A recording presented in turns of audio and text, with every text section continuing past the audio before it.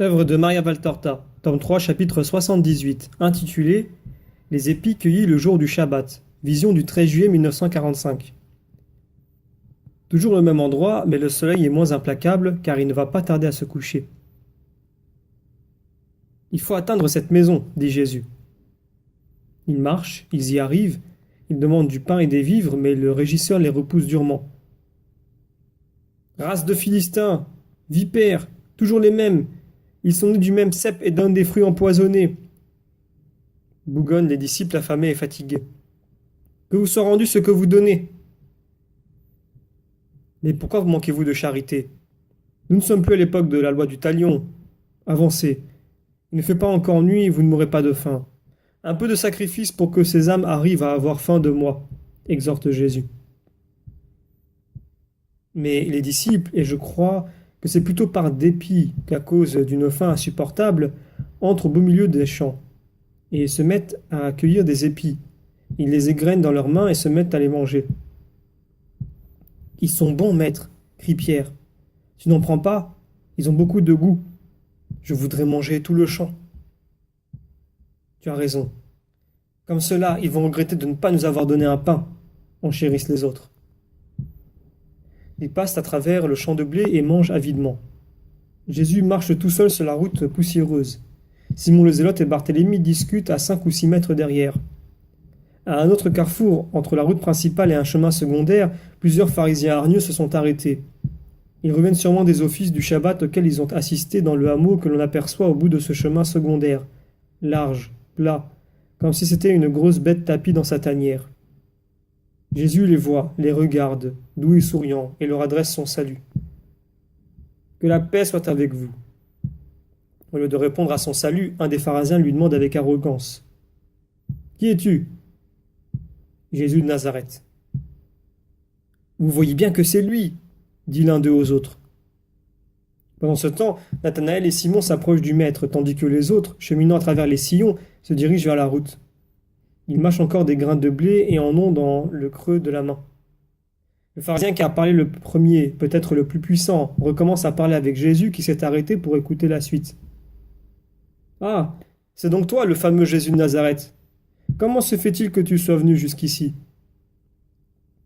Parce que ici aussi, il y a des âmes à sauver. Nous y suffisons. Nous savons sauver les nôtres, nous savons sauver celles qui dépendent de nous. Si l'on est ainsi, vous faites bien. Mais moi, je suis envoyé pour évangéliser et sauver. Envoyé, envoyé. Et qu'est-ce qui nous le prouve? Sûrement par tes œuvres. Pourquoi dis-tu cela? Tu ne tiens pas à ta vie? Ah, c'est vrai. C'est toi qui administres la mort à ceux qui ne t'adorent pas. Alors tu veux tuer toute la classe sacerdotale, celle des pharisiens, celle des scribes et beaucoup d'autres, parce qu'ils ne t'adorent pas et ne t'adoreront jamais. Jamais. Comprends-tu? Jamais, nous les élus d'Israël, nous ne t'adorerons ni ne t'aimerons. Je ne vous force pas à m'aimer, et je vous dis, adorez Dieu, parce que... Ou toi, parce que tu es Dieu, n'est-ce pas? Mais nous ne sommes pas des Galiléens pouilleux, ni des imbéciles de Judée qui te suivent et délaissent nos rabbins. Ne te fâche pas, homme, je ne demande rien. J'accomplis ma mission. J'enseigne comment aimer Dieu, et je reviens rappeler le décalogue parce qu'il est trop oublié, et surtout parce qu'il est mal appliqué. Je veux donner la vie, celle de l'éternité. Je ne souhaite pas la mort corporelle, et encore moins la mort spirituelle. La vie dont je te demandais si tu ne tenais pas à la perdre, c'était celle de ton âme. Car moi, j'aime ton âme, même si elle ne m'aime pas. Et je souffre de voir que tu la tues en enfonçant le Seigneur et en méprisant son Messie. Le pharisien semble pris de convulsions tant il s'agite. Il chiffonne ses vêtements en arrachant les franges, enlève son couvre-chef, se passe la main dans les cheveux et crie. Écoutez, écoutez, c'est à moi, Jonatas, fils d'Uziel, descendant direct de Simon le Juste. C'est à moi qu'il dit cela. Moi, offenser le Seigneur. Je ne sais ce qui me retient de te maudire. Mais c'est la peur qui te retient. Mais fais-le donc. Tu ne seras pas réduit en cendres pour autant. En temps voulu, tu le seras, alors tu m'appelleras. Mais entre moi et toi, il y aura alors un ruisseau rouge, mon sang. D'accord, mais en attendant, toi qui te prétends saint, pourquoi permets-tu certaines choses? Toi qui te dis maître, pourquoi n'instruis-tu pas tes apôtres avant les autres? Regarde-les derrière toi. Les voilà, encore avec l'instrument du péché dans leurs mains. Tu les vois? Ils ont cueilli des épis, or c'est le Shabbat. Ils ont cueilli des épis qui ne leur appartenaient pas. Ils ont violé le Shabbat et ils ont volé. Pierre répond. Nous avions faim. Nous avons demandé logement et nourriture au village où nous sommes arrivés hier soir. Ils nous ont chassés. Seule une petite vieille nous a donné de son pain et une poignée d'olives. Que Dieu lui rende au centuple, car elle a donné tout ce qu'elle avait et s'est contentée de demander une bénédiction. Nous avons marché pendant 1 mille, puis nous nous sommes arrêtés, comme la loi le prescrit, et nous avons bu l'eau d'un ruisseau. Plus tard, au crépuscule, nous sommes allés à cette maison. Ils nous ont repoussés. Tu vois que nous avions la volonté d'obéir à la loi. Mais vous ne l'avez pas fait. Il n'est pas permis, pendant le Shabbat, de faire des travaux manuels, et il n'est jamais permis de prendre ce qui appartient à autrui.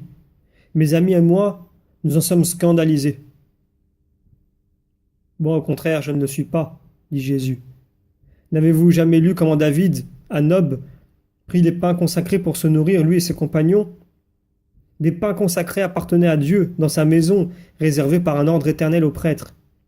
Il est dit, ils appartiendront à Aaron et à ses fils qui les mangeront en un lieu sacré, car c'est une chose très sainte.